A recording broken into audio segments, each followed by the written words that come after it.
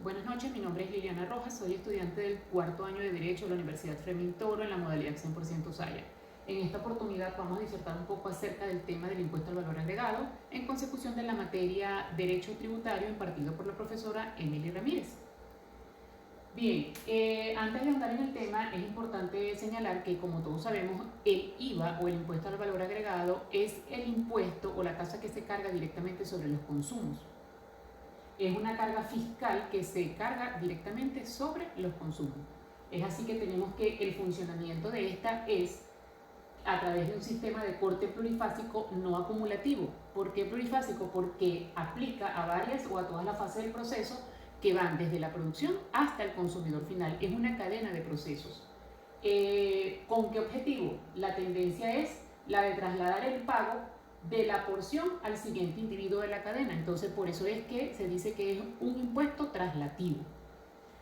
Siempre que compramos algún producto o demandamos la prestación de algún servicio, se nos cobra un dinero añadido. Este dinero que está añadido al precio de este producto es lo que denominamos nosotros el IVA, es el impuesto al valor agregado.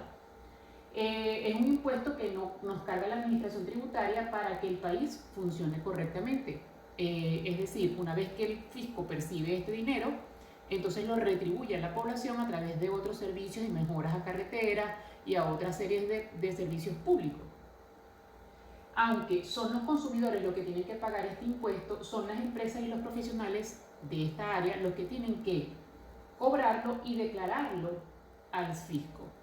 Entonces, para que de esta manera le puedan ceder a la administración tributaria el dinero proveniente de este impuesto.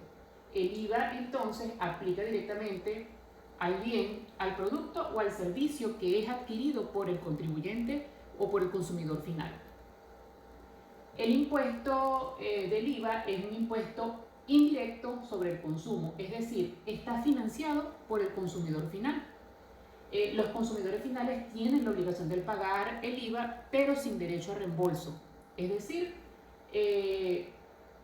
esto lo controla el fisco, pero tiene que ser el vendedor quien tiene que emitir una factura para que se esté garantizando de esta forma que hubo una venta, que hubo un consumo y que el consumidor final pagó ese servicio y que tiene su factura vigente para que entonces este vendedor pueda declarar esa factura hacia el fisco.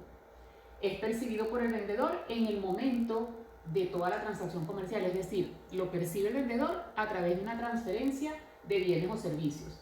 Los vendedores intermediarios tienen el derecho de hacerse reembolsar el IVA que han pagado a otros vendedores. Por eso es que se habla de que es una cadena, que le preceden estos vendedores dentro de esa cadena de comercialización. Esto se llama crédito fiscal, deduciendo el monto del IVA cobrado a quién, a sus clientes. Esto se llama débito. Entonces lo que tienen que entregar al IVA, al impuesto, al fisco, es la diferencia de estas dos denominaciones.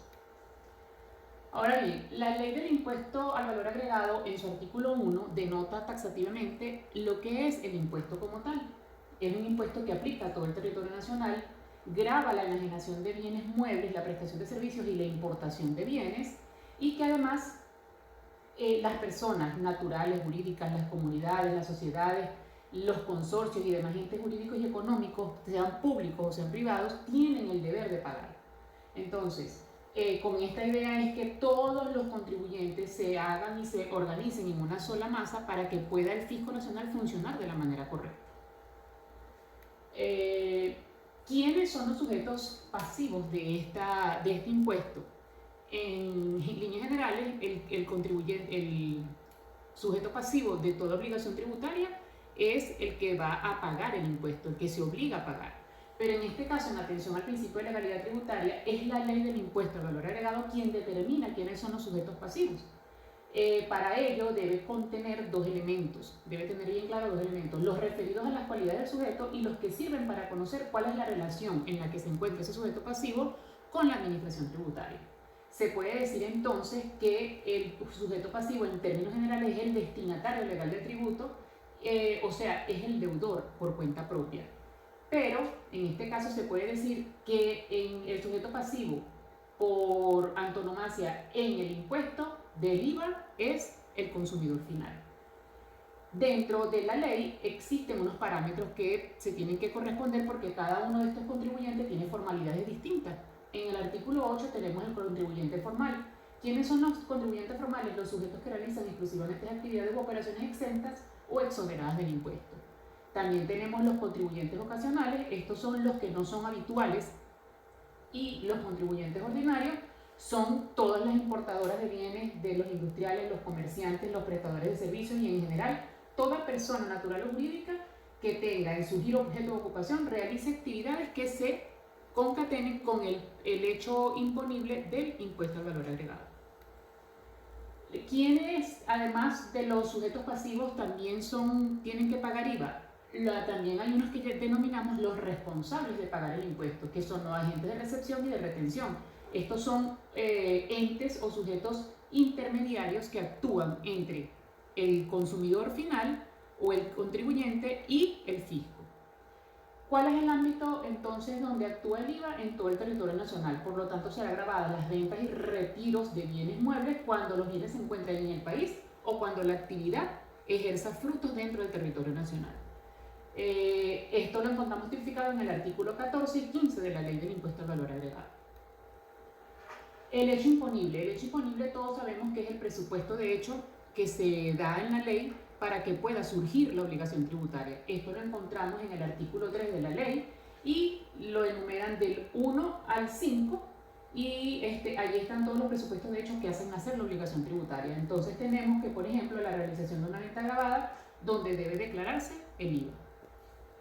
Ok, ¿cuál es la alícuota impositiva del IVA? La tiene la ley en su artículo 27 y la alícuota impositiva aplicable de esta base está fijada anualmente por la ley de presupuesto y estará comprendida entre un límite de 8.5 y un máximo de 16.5 y actualmente tenemos un IVA en que rige el país de 16%.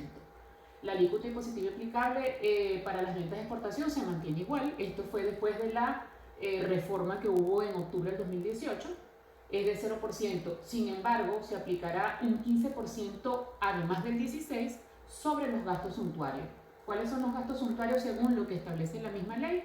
La venta de vehículos o automóviles de paseo, y allí mismo está en el artículo 61, denota taxativamente cuáles son los gastos suntuarios. Entre ellos tenemos que también están presentes allí las joyas, piedras preciosas, obras de arte, y antes se podía tabular en dólares y la unidad tributaria, pero hoy en día tiene que corresponderse simplemente con el valor que tengan estos bienes en dólares.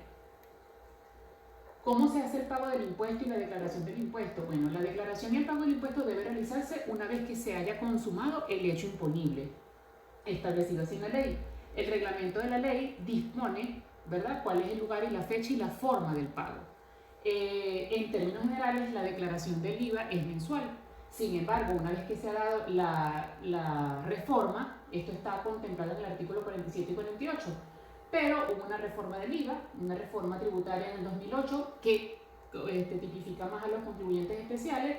Esta modificación fue publicada en agosto del 2018, donde se establece que el anticipo, ahora se va a hacer pagos por anticipo. El anticipo del pago del IVA se realizará con base en impuesto declarado semanalmente, dividido entre los días hábiles de la semana. Los anticipos serán deducidos de la declaración definitiva de rentas y el impuesto al valor agregado. Entonces la reforma tiene dos consideraciones a las que hay que tomar en cuenta, que son una novedad.